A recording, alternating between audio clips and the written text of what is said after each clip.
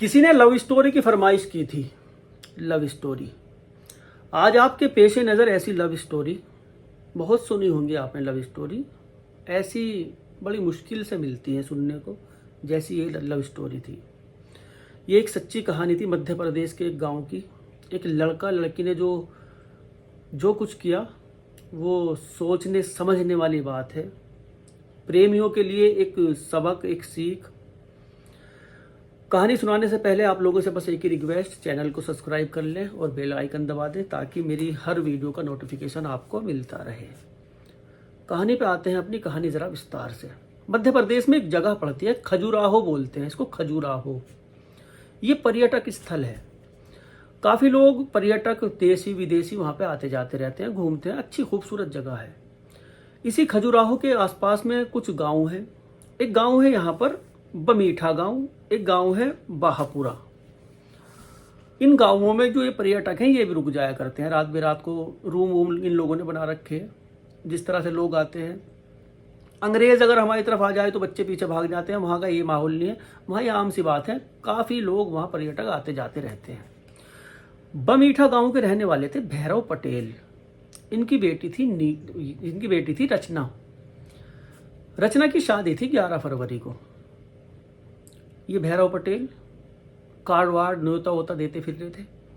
गाँवों की शादियां ऐसी होती हैं, आप लोगों ने देखा ही होगा जो गाँव से हैं, कि शादी से कुछ दिन पहले ही तैयारियां शुरू हो जाती हैं। हर्षोल्लास, महिलाएं ढोलक मंगा लेती हैं, घर में गीत वगैरह गाती हैं, घरों में खुशियों का माहौल होता है। शादी हो रही, कुछ चीज़ें ऐसी होती है, कुछ कह देते हैं, एक वो मनाते हैं, ये उसको बोलते हैं छई माटी।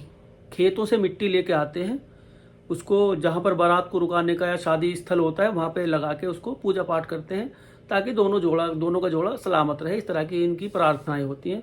कई सारी चीज़ें हैं ऐसी जो शादियों में इस्तेमाल होती हैं। हल्दी वल्दी तो ये तो आम सी बात है, सभी करते हैं।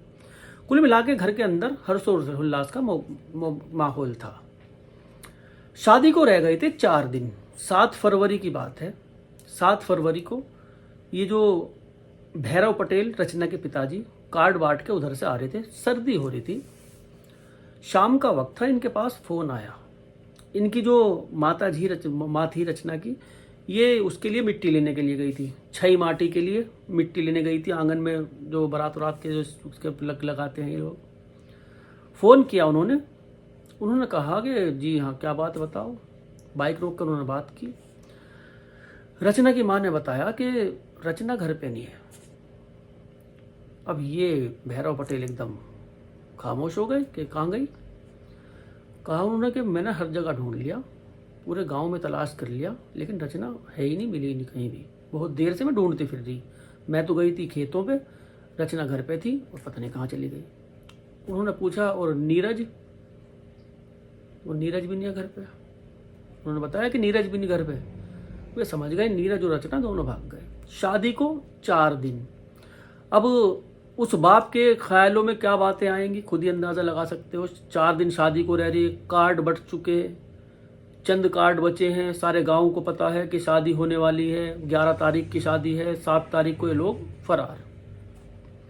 सोचा गुपचुप तरीके से इनकी तलाश कर लेंगे, गांव में जाके पहले देखें क्या मामला है, गुपचुप तरीके से, किसी को पता ना लगे, बेइज्जती ना हो। लेकिन जब ये गाँव में आए भैरव पटेल, इनसे पहले गाँव में चर्चाएं हो गई थी कि रचना और नीरज भाग गए। बड़ी शर्मिंदगी हुई, बड़े बेचारे परेशान हुए। कुछ अपने परिचितों से मिले, जिम्मेदारों से मिले, उनसे बात की कि क्या करना है। अब इन लोगों ने ढूंढना शुरू किया। काफ़ी ढूंढा, इधर उधर जंगलों में ढूंढा, वे नहीं मिले। अब जब थक हार गए, परेशान होके ये थाने में गए। ये चंदरपुर पड़ता है, जो पुलिस चौकी थी वो चंदरपुर की, वहाँ पे गए। वहाँ पे इन्होंने कंप्लेन लिखाई और जो ये बंदा था नीरज, इसके खिलाफ के अपहरण का शक इसके ऊपर जताया कि रचना को अपहरण करके वो लेके गया। पुलिस अलर्ट हुई, पुलिस ने तलाश शुरू की। कुछ वक्त पुलिस ने भी लगाया, नहीं मिले। अब गांव के मामले ऐसे होते हैं, अगर इस तरह की घटनाएं हो जाती हैं, ये बात इज्जत पे आ जाती है तो गोलियां चल जाती है। बड़े बड़े अफसरों तक ये बात पहुंची। एक मीटिंग बिठाई पुलिस ने, एक मीटिंग बैठी और इन लोगों के बारे में कि अगर वे गांव से भागे हैं तो बस स्टैंड या रेलवे स्टेशन पे जाएंगे, सबसे पहले एक टीम वहां पे भेजी, एक वहां पे इनकी तलाश शुरू। काफी ढूंढा इनको, हर जगह से सीसीटीवी कैमरे वगैरह चेक किए, लेकिन रचना और नीरज कहीं नहीं मिले। पुलिस को एक अजीब खौफ कि कहीं गांव में दंगा ना हो जाए, इन दोनों के ऊपर हो जाती है ऐसे ऐसे घटनाओं के ऊपर हो जाता है, मारकाट हो जाती है, गोलियां चल जाती है, एक दूसरे को मार देते हैं। पुलिस भी थक हार गई, भी दोनों कहीं नहीं मिले। आधी रात को थक के पुलिस थाने में आ गई कि अब सुबह को देखेंगे, अब कहाँ ढूंढे इनको। सर्दियां वैसे थी। भैरव पटेल और नीरज के पिताजी वो भी ढूंढते फिर रहे थे, इनको भी नहीं मिले। ये भी थक हार के घर आ गए कि अब तो सुबह कोई देखेंगे, अब इतनी रात को कहाँ ढूंढे उनको। सारी रात आंखों में कट गई। एक पल के लिए भी दोनों बापों की, नीरज के पिताजी भी और रचना के भी, आंख नहीं लगी। किसकी आंख लगती है ऐसे में। सुबह हुई, अभी दिन ठीक से निकला नहीं था। नीरज की माँ, नीरज का जो गाय भैंस इनकी थी, वो एक बाड़ा बना रखा था इन्होंने गांव से थोड़ी सी बाहर, वहां पर ये अपने जानवरों को बांधती थी। नीरज की माँ उनको चारा वारा डालने जाया करती सुबह को और दूध निकाला करती थी। अब इधर तो पिताजी परेशान है, माँ अलग परेशान है, मगर उनको तो खाने को चाहिए। ये चारा लेके वहां पे पहुंची गाय भैंस को चारा डालने के लिए। वहीं पे एक आम का पेड़ है, बड़ा पुराना आम का पेड़ है और काफी घनी उसमें जो उसकी डालियां है, काफी घनी डालियां है। नीरज की माँ को वहां पे महसूस हुआ कि आम के पेड़ पे क्या है। जैसे ही उन्होंने गर्दन उठा के देखा, उनकी चीखें निकल गई। रचना और नीरज की लाश आम के पेड़ पे लटक रही। अब ये वहां से चीखें मारती हुई गांव में आई। जिसने भी सुनी, जो कुछ लोग बिस्तर में थे, सर्दी का माहौल मामला था, वो भी निकल के आए। क्या हुआ कि नीरज और रचना। पूरा गांव इकट्ठा हो गया धीरे धीरे। वहां जाके देखा तो सब खामोश, पूरा गांव खामोश, हैरत में। पुलिस को भी बुला लिया। पुलिस ने लाशों को उतारा, इनकी तलाशियां ली। रचना की मांग में सिंदूर भर रखा था उसने, और एक दूसरे ने हाथ पकड़ रखा था, उंगलियां फंसी हुई थी जब ये लाश लटकी हुई थी दोनों की। लाशों को उतारा, तलाशी ली कि कहीं सुसाइड नोट होगा, लेकिन कुछ नहीं मिला। गांव में कानाफूसी होने लगी कि इन बच्चों की शादी कर देते यार, अभी तो खेलने कूदने की इनकी उम्र थी और कितना बड़ा कदम इन्होंने उठा लिया। देखने से ही लग रहा था कि आत्महत्या की, कोई सुसाइड नोट वगैरह कुछ नहीं मिला उनके पास। अब गांव वालों के ध्यान में वही बातें आने लगी जो इस हादसे से पहले रचना और नीरज के बीच में हुई थी। रचना के पिताजी और नीरज के पिताजी अच्छे दोस्त थे। अब ये बच्चे भी आपस में एक दूसरे के यहाँ आना जाना था। एक ही स्कूल में इन्होंने एडमिशन लिया पहली क्लास से। जब ये जो केजी वगैरह से एडमिशन लेते हैं, साथ ही पढ़ते थे, साथ ही स्कूल जाया करते थे, साथ ही आया करते थे। गांव में जो स्कूल था वो 8वीं क्लास तक का स्कूल था। 8वीं क्लास दोनों ने गांव में पढ़ी। उसके बाद चंदरपुर में स्कूल था, 9th में एडमिशन वहां पे लेना था। इन दोनों ने एडमिशन वहां पे लिया। पैदल जाना पैदल आना उस गांव में, जो उस स्कूल में गांव के और बच्चे भी जाते थे, काफी सारे बच्चे जाया करते थे, साथ ही जाया करते थे, साथ ही आया करते थे। लेकिन रचना और नीरज जवानी की दहलीज पे धीरे धीरे कदम रख रहे थे। बचपन से साथ थे, कभी ये महसूस नहीं हुआ कि आपस में मोहब्बत भी करते हैं। अब धीरे धीरे ये भी महसूस होने लगा कि एक दूसरे को मोहब्बत हो गई। बातें करते हुए इधर से जाया करते थे, बातें करते हुए उधर से आ जाया करते थे। वक्त का इनको पता भी नहीं चलता था कि कब रास्ता हमारा ये तय हो गया, कब हम स्कूल पहुंच गए, कब हम घर आ गए, पता भी नहीं चलता था। मोहब्बत इतनी बढ़ गई कि एक दूसरे की जो ज़रूरतें हैं, एक दूसरे की जो ख्वाहिशें हैं, एक दूसरे की जो पसंद है और नापसंद है, उनका भी बहुत ख्याल करने लगे। यहाँ तक कि रचना ने अपनी किताबों पर नीरज का नाम लिख रखा था। पहले पन्ने पर ऊपर जिल्द जो होती है उस पर नीरज, सब पर नीरज रचना। इतनी मोहब्बत हो गई थी इन लोगों को कि खाने का भी ख्याल रखते थे। कभी कभी ऐसा हो जाया करता था कि जो खाने में रचना को पसंद है वही नीरज ले जाया करता था टिफिन अपना। कभी कभी ऐसा हो जाया करता था कि नीरज के लिए कभी वो ले जाया करती थी। आपस में बैठ के वहां पे खाया करते थे। सब क्लास वाले इनको देखा करते थे कि मोहब्बत है तो ऐसी। लेकिन धीरे धीरे 9th के एग्जाम आए। ये खेतों पे बैठ जाया करते थे, आते हुए कुछ देर वहां बैठ के बातें करते थे, फिर आ जाया करते थे अपने घर। यही इनका चल रहा था। 9th के एग्जाम आए। 9th के एग्जाम आने पर रचना फेल हो गई 9वीं क्लास में। पिताजी को गुस्सा आया, उन्होंने बिल्कुल मना कर दिया कि तू अब पढ़ने नहीं जाने की, तू 9th में ही फेल हो गई। इसको घर पे बिठा लिया। ये नीरज, इसका स्कूल आना जाना था, ये पास हो गया था। रास्ता स्कूल जाने का घर के आगे को था रचना के। रचना को स्कूल के टाइम का पता था कि किस टाइम स्कूल जाता है और किस टाइम स्कूल की छुट्टी होती है, सब कुछ पता था। जिस टाइम ये नीरज स्कूल जाया करता था उस टाइम रचना जो है हिरनी की तरह दौड़ के आती थी और दरवाजे में खड़ी हो जाया करती थी उसके इंतजार में। उधर से वो आया, इधर से वो आया, उसने इसको देखा, इसने उसको देखा, मन की जो लगी है, दिल की जो लगी है वो बुझा ली। वो भी मुस्कुराया, ये भी मुस्कुराई। वो स्कूल चला गया, ये अंदर आ गई। जब छुट्टी हुआ करती थी तब भी इसी तरह से दरवाजे में खड़ी हुई मिला करती थी। बस देखा देखी काफ़ी वक्त तक ऐसे ही चलता रहा। उसने 10th के एग्ज़ाम भी दे दिए, उसमें ही पास हो गया। इनका मिलना मिलाना ऐसे ही नजरें। कभी कभी रचना ऐसा कर लिया करती थी, खेत पे चली जाया करती थी अपने, वहीं पे नीरज को बुला लिया करती थी, वहीं बैठ के दोनों बात करते रहते थे। इन दोनों ने मोबाइल ले लिया। मोबाइल लेने के बाद अब और भी आसानी हो गई, वो फ़ोन पे बातें करने लगे। अब जो स्कूल के बच्चे थे उन बच्चों ने बड़ों में ये कानाफूसी कर दी कि रचना और नीरज का चल रहा है कुछ। बड़ों तक ये बात पहुंची। पहुंचते पहुंचते ये बात रचना के पिताजी तक पहुंची, जो ये भैरव पटेल थे। रचना को डांटा, फटकारा और वही किया जो एक बाप अपने बच्चे की इस तरह की गलतियों पर करते हैं। पाबंदियां तो लगाई लगाई। एक लड़का था देवेंद्र उस लड़के का नाम था, उससे इसकी मंगनी कर दी। मंगनी वगैरह तय हो गई। 11 फरवरी की शादी की डेट रखी गई। कार्ड वार्ड बांटने इन्होंने शुरू कर दिए। इधर नीरज परेशान, इधर रचना परेशान। अब मिलना चिलना भी इनका बंद। फ़ोन पे कभी कभी बात हो जाया करती थी, वो भी चुप चुपा के, चोरी छिपे। कभी टॉयलेट में कर लिया करती थी, कभी रात को कर लिया करती थी। इस तरह से घर से निकलना बिल्कुल बंद।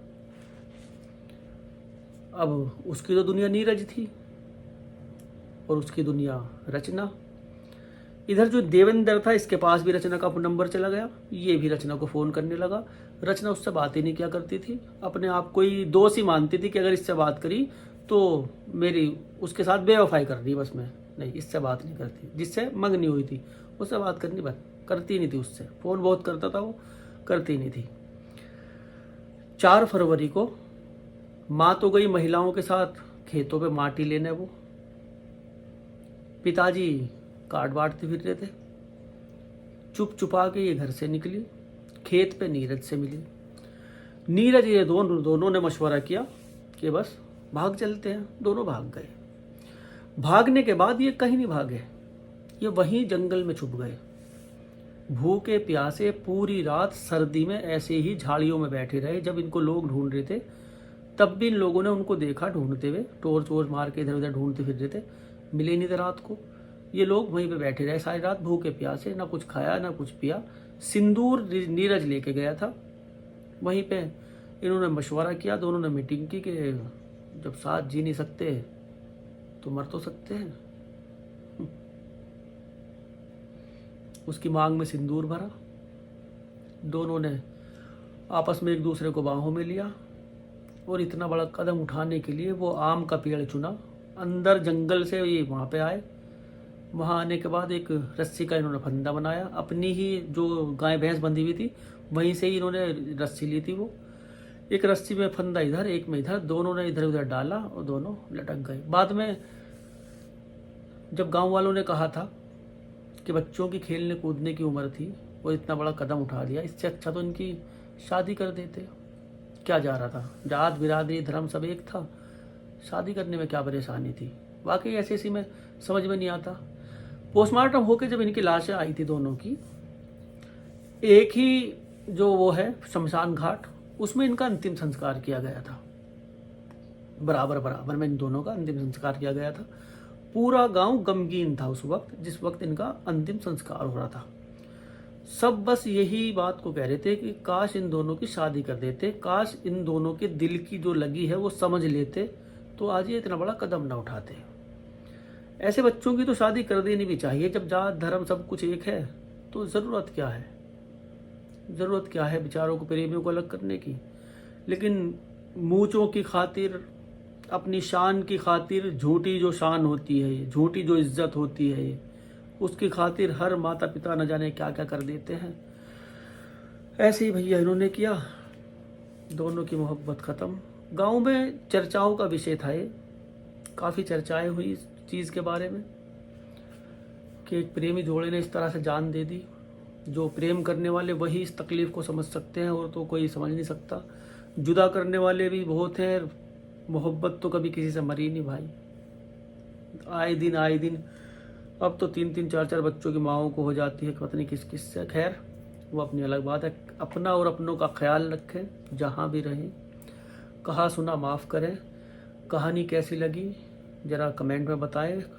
वीडियो के लास्ट में मैं अब आपके कमेंट्स भी पढ़ा करूँगा। ओके भाई लोगों, अच्छे अच्छे कमेंट करना, मुझे भी मोटिवेट। तुम ही तो करते हो यार, मेरे बस की थोड़ा ही ना है कुछ भी। तुम ही तो मोटिवेट करोगे तभी तो हिम्मत सी बढ़ेगी। अब देखो मैं वीडियो बना रहा, सोचना मोबाइल से मैं वीडियो बना रहा, मेरी नज़र कैमरे के पास है। तुम्हें लग रहा कि मैं तुम्हारी तरफ देख रहा, कैमरा मेरा इधर है, मेरी वीडियो है बीच में, कैमरा है यहाँ, लेकिन मुझे उसके बाद देख, अगर मैं अब देखो मैं अपने आप को देखूं, मैं अब अपने आप को देख रहा, तो अब आपको कैसा लगेगा, है नहीं। और अगर मैं यहाँ देख के बनाऊंगा तो वीडियो में लगेगा कि मैं कैमरे को ही देख रहा, मतलब मैं तुम्हें ही देख रहा हूँ, इस तरह से लगेगा। और अगर मैं यहाँ देखूंगा, अब अपने आप को देख रहा मैं, तो ये एक अजीब अजीब से लगता है इस तरह से। तो मुझे बताते रहो, कुछ भी कमी वमी दूर करेंगे धीरे धीरे धीरे धीरे। 4000 घंटे करा दो बस एक बार तुम, फिर मज़ा आएगा कसम से। तो प्यार बांटते चलो भैया, अपना अपनों का ख्याल रखो जहाँ भी रहो। मिलते हैं अगली कहानी में।